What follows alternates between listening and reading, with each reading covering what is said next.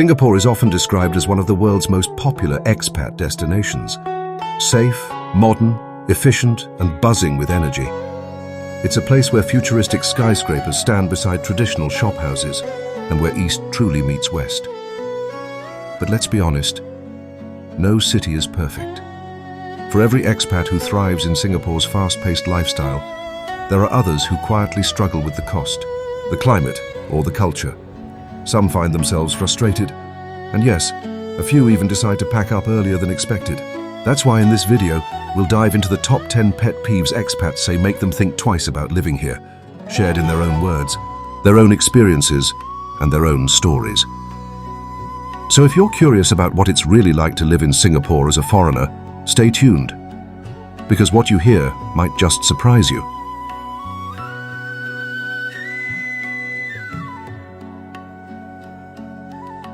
Singapore is dazzling, but the price tag often shocks newcomers.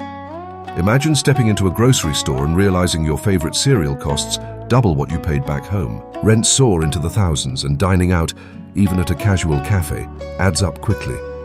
Some expats laugh at the fine city jokes until they see their monthly bills. For many, it's a constant reminder that paradise comes at a premium. When I first saw my rent, $6,500 for a 3-bedroom in River Valley, I nearly fainted. Back in London, I could have had a house.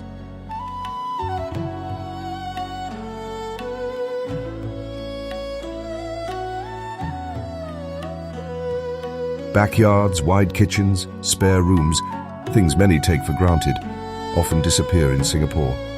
High-rise condos dominate, and while the views are spectacular, the living space can feel compressed. Families especially notice the difference when children ask, "Where's the garden?" It's not that homes aren't beautiful, they are. But compared to what many are used to, the square footage feels more like a compromise than a luxury.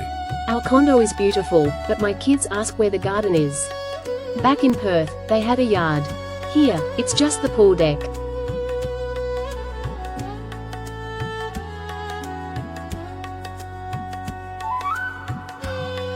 Singapore is orderly, spotless, and efficient, but it comes at a cost. Rules are everywhere, from no chewing gum to hefty fines for jaywalking or forgetting to flush a public toilet. Some expats admire the discipline. Others feel like they're constantly under watch, never quite free to relax. For those who value spontaneity, the rules can feel like invisible fences. Once absent-mindedly crossed a road on red, an officer actually stopped me.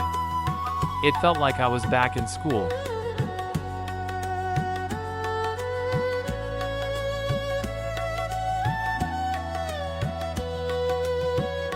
Ask any parent here and you'll hear the same story. Education is intense, schools are excellent, but the competition is fierce.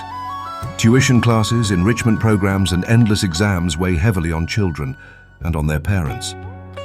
Expats quickly realize it's not just schooling, it's a full-time commitment. For families hoping for balance and play, the system can feel overwhelming. I didn't want my 8-year-old having tuition after school every day. But all her classmates did. It felt like she'd be left behind otherwise.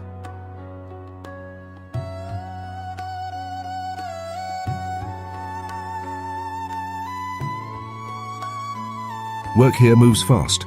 The drive for efficiency means long hours, urgent deadlines, and little downtime. Expats often say, the city never sleeps, and neither do their inboxes. For some, it's thrilling. For others, it's exhausting. We have meetings at 8 a.m. then we receive emails at midnight. It's like work never ends here.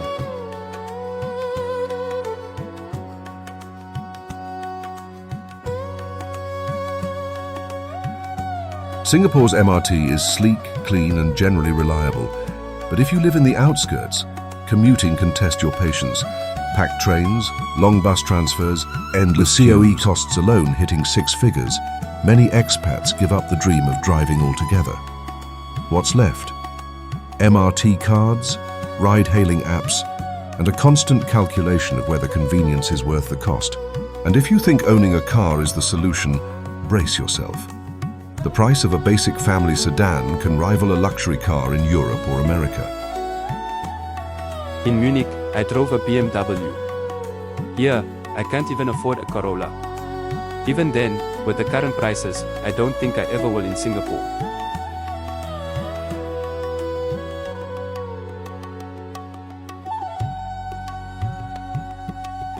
Singaporeans are polite, kind, and welcoming.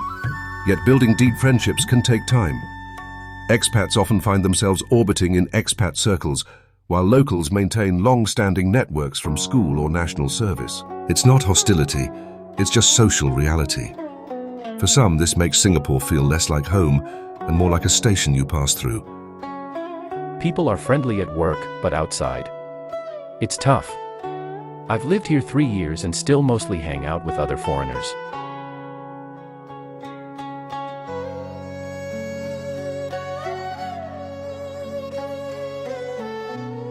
Step outside and you're met with a wall of heat. Within minutes, sweat rolls down your back. Then the skies open with sudden tropical downpours, drenching you before you reach shelter. And when the haze season drifts in from the region, the air itself feels heavy. Expats from cooler climates often say, it's not just the heat, it's the relentlessness of it. I miss seasons. Every day here feels the same. Hot, sticky, then rain.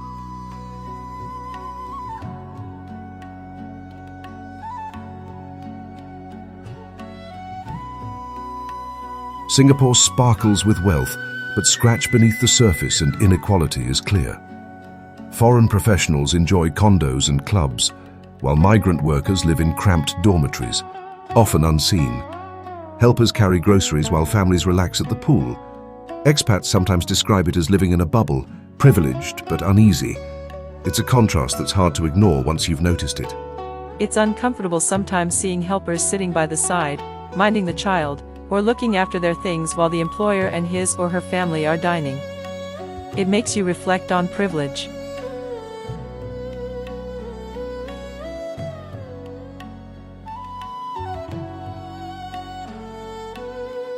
At the top of the list, freedom of speech. Stability is one of Singapore's greatest strengths, but it comes with boundaries. Political discussions stay muted, criticism is cautious, and media is tightly managed. Expats from freer societies often feel their voices shrink here. It's safe, yes, but sometimes silence feels louder than noise. You know, once I wrote an op-ed about policy and my editor warned me, don't push it here. That was a wake-up call. So there you have it. 10 of the most common frustrations expats face in Singapore. Yet despite these challenges, many still choose to stay. Why? Because Singapore delivers safety, efficiency, and opportunity like few other places in the world. The food is extraordinary, the infrastructure remarkable, and the cultural blend unique. Every city has its flaws, but here the trade-offs are clear. The question isn't whether Singapore is perfect, it's whether its strengths outweigh the pet peeves for you. So, what do you think? Would you thrive here, or would these quirks send you packing?